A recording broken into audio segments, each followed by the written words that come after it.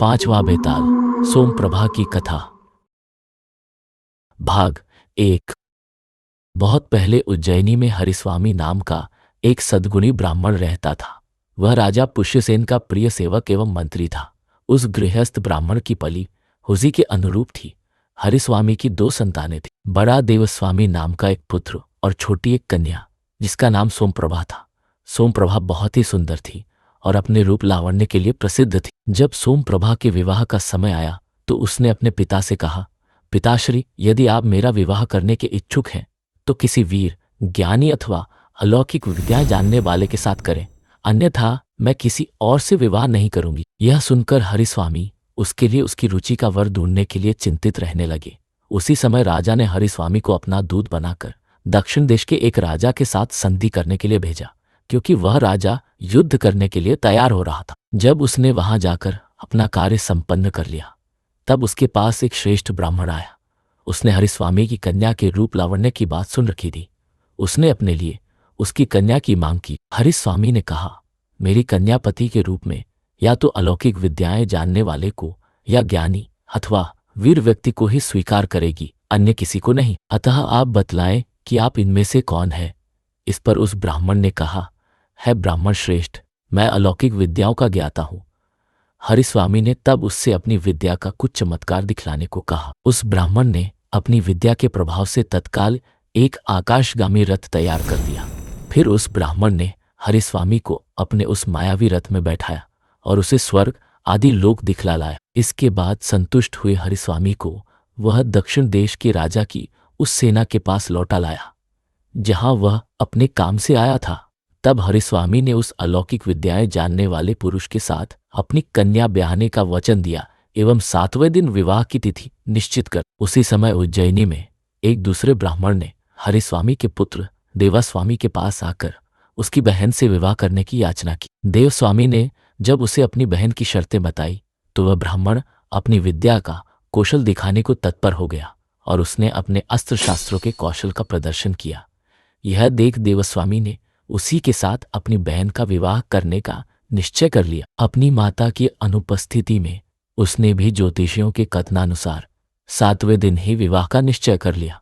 उसी समय एक तीसरे व्यक्ति ने भी सोमप्रभा की माता के सम्मुख स्वयं को ज्ञानी बताते हुए उसकी बेटी से विवाह करने की याचना की। उसने ज्ञानी होने का प्रमाण भी दिया, जिससे प्रभावित होकर सोमप्रभा की माता ने उससे 7वें दिन अपनी कन्या का विवाह करने का वचन दिया।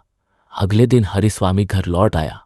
आकर उसने अपनी पली और पुत्र को बताया कि वह कन्या का विवाह निश्चित कर आया है। इस पर उन दोनों ने भी अलग अलग बतलाया कि उन्होंने क्या निश्चय किया है। उनकी बातें सुनकर हरिस्वामी चिंता में पड़ गया कि एक साथ 3 व्यक्तियों के साथ उसकी कन्या का विवाह कैसे होगा। अनंतर विवाह की निश्चित तिथि को ज्ञानी, वीर और अलौकिक विद्याएं जानने वाला ये तीनों ही वर हरिस्वामी के घर पहुंचे। इसी समय एक विचित्र बात हो गई। भाग 2। ब्राह्मण की कन्या सोमप्रभा, जो वधू बनने वाली थी, अचानक कहीं गायब हो गई। ढूंढने पर भी उसका कोई पता न चला। तब घबराए हुए हरिस्वामी ने ज्ञानी पुरुष से कहा, हे ज्ञानी, अब झटपट यह बताइए कि मेरी कन्या कहाँ है।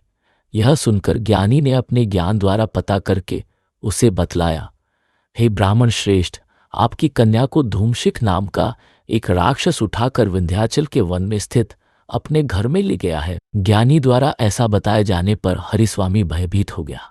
वह बोला, हाय हाय, अब वह कैसे मिलेगी और उसका विवाह भी कैसे होगा। ज्ञानी के कथनानुसार वह कहाँ ले जाई गई है, मैं अभी आपको वहां ले चलता हूं। यह कह क्षण भर में ही उसने सभी अस्त्रों से सजा एक आकाशगामी यान बनाया और उस पर हरिस्वामी, ज्ञानी तथा वीर को चढ़ाकर उन्हें विंध्याचल के उस वन में ले गया जहां ज्ञानी ने राक्षस का भवन बताया था। यह वृत्तांत जानकर राक्षस क्रोधित हो गया और वह गर्जना करता हुआ बाहर निकल आया।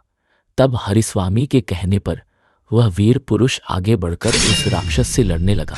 तरह तरह के अस्त्रों से लड़ने वाले उन दोनों मनुष्य और राक्षस का युद्ध बड़ा आश्चर्यजनक हुआ। अपनी भार्या के लिए जिस तरह राम रावण से लड़े थे, वैसे ही दोनों भी लड़ने लगे। कुछ ही देर में उस वीर ने एक अर्ध चंद्राकार बाण से युद्ध में मतवाले उस राक्षस का मस्तक काट गिराया। राक्षस के मारे जाने पर वे सभी अलौकिक विद्याएं जानने वाले ब्राह्मण के रथ से वापस लौट पड़े। हरिस्वामी के घर पहुंचकर विवाह का समय आने पर उस ज्ञानी, वीर एवं अलौकिक विद्याएं जानने वाले के बीच झगड़ा पैदा हो गया। ज्ञानी ने कहा, यदि मैं न जानता कि सोमप्रभा कहाँ छिपा कर रखी गई है तो उसका पता कैसे चल पाता, इसलिए उसका विवाह मेरे साथ ही होना चाहिए। इस पर अलौकिक विद्याओं के ज्ञाता ने कहा, यदि मैं आकाशगामी रथ न बनाता तो पल भर में वहां आना जाना कैसे हो पाता। रथ पर बैठे राक्षस के साथ बिना रथ के युद्ध भी कैसे संभव होता, इसलिए यह कन्या मुझे ही मिलनी चाहिए। यह विवाह मैंने जीता है। तब उस वीर ने भी अपना पक्ष उनके सामने रखा। वह बोला, यदि मैंने अपनी शक्ति से उस राक्षस का संहार न किया होता तो आप लोगों के प्रयल करने पर भी इस कन्या को कैसे वापस लाया जा सकता था, इसलिए इन कन्या पर तो मेरा ही अधिकार बनता है। यह कन्या मुझे ही मिलनी चाहिए। इस प्रकार उन तीनों का झगड़ा सुनकर हरिस्वामी का मन उद्भ्रांत हो गया और वह अपना सिर पकड़कर बैठ गया। इतनी कथा सुनाकर बेताल ने विक्रम से पूछा, राजन, अब तुम ही बताओ कि वह कन्या किसको मिलनी चाहिए, ज्ञानी को, वीर को अथवा अलौकिक विद्याएं जानने वाले उस व्यक्ति को। सब कुछ जानते हुए भी यदि तुम इसका उत्तर नहीं दोगे तो तुम्हारा सिर फटकर कई टुकड़ों में बंट जाएगा। बेताल की यह कथा सुनकर अपना मौन तोड़ते हुए विक्रम बोला, बेताल, वह कन्या उस वीर को ही मिलनी चाहिए, क्योंकि उसी ने उद्यम करके अपने बाहुबल द्वारा उस राक्षस को युद्ध में मारा और उस कन्या को अर्जित किया था। विधाता ने ज्ञान और अलौकिक विद्याएं जानने वाले को तो उसका काम करने के लिए माध्यम मात्र बनाया था। तुमने ठीक उत्तर दिया राजन। बेताल तत्काल बोल उठा, पर तुम अपनी शर्त भूल गए। तुमने मौन भंग किया और शर्त के अनुसार मैं फिर स्वतंत्र हो गया। यह कहकर बेताल राजा के कंधे से उतरकर वापस उसी शीशम वृक्ष की ओर उड़ गया। भारतीय साहित्य एवं सभ्यता को बचाए रखने के लिए हमारे YouTube चैनल वृत्तांतम को अवश्य सब्सक्राइब करें। अगर कहानी अच्छी लगे तो इसे लाइक और शेयर जरूर करें।